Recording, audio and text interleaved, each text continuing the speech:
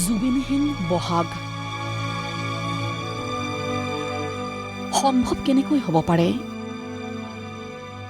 সেই সুৰ, সেই কণ্ঠহীন বিহু কেনেকৈ হ'ব পাৰে?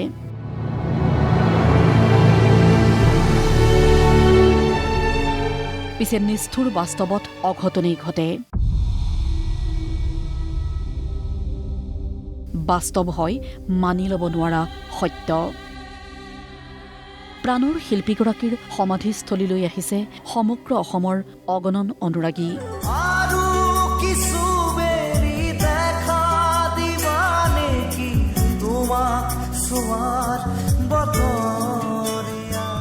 য'তেই আছে তেওঁ কুশলে থাকক।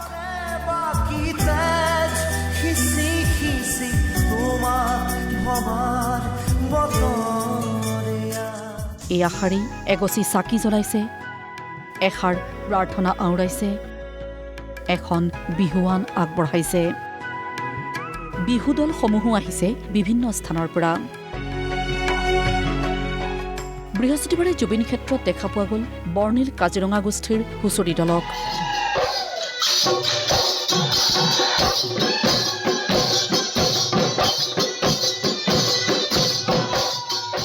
জুবিন ক্ষেত্ৰত হুঁচৰি গালে, বিহু মাৰিলে।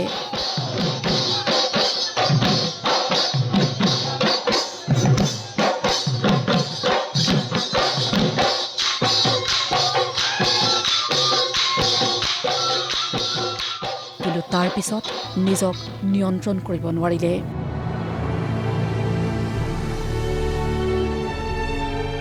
জুবিন গাৰ্গক মনত পেলাই ফেকুৰি উঠিল বিহুৱা নাচনী।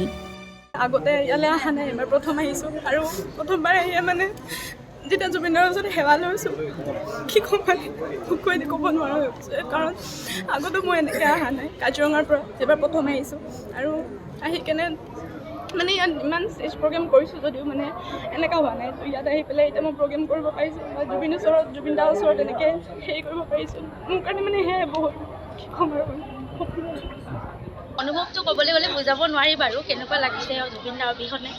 কিন্তু আমি তাৰ মাজতে জুবিন দাৰ আগত মানে প্ৰদৰ্শন কৰিব পাই বহুতে ভাল লাগিছে।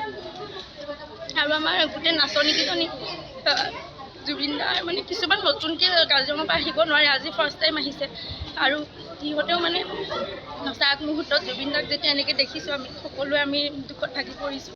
সমাধিস্থলীৰ পৰাই জুবিন গাৰ্গৰ ন্যায় বিচাৰিলে বিহুৱা বিহুৱতীসকলে।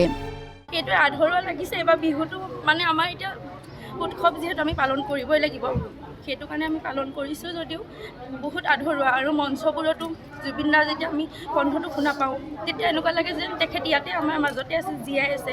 তেখেত বাৰু যোৱা নাই, আমাৰ মাজতে আছে, তথাপিও তেখেতে যিহেতু আমি আৰু নাপাওঁ, মঞ্চত দেখা নাপাওঁ, সেইটো আমাৰ সদায় দুখ ৰাখি যাব মনত। আৰু এইটো অনুৰোধ জনাওঁ যে চৰকাৰে মানে সোনকালে যিমান পাৰে সোনকালে জুবিন দাৰ মানে ন্যায়টো যাতে দিয়ে, আমাৰ সেইটোৱে অনুৰোধ।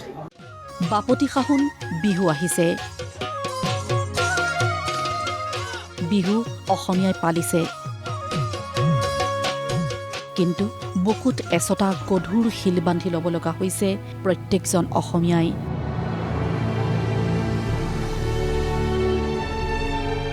কাৰণ এই বিহু জুবিনহীন বিহু, যি কথা মানিবলৈ, বুজিবলৈ, সহ্য কৰিবলৈ বৰ কঠিন।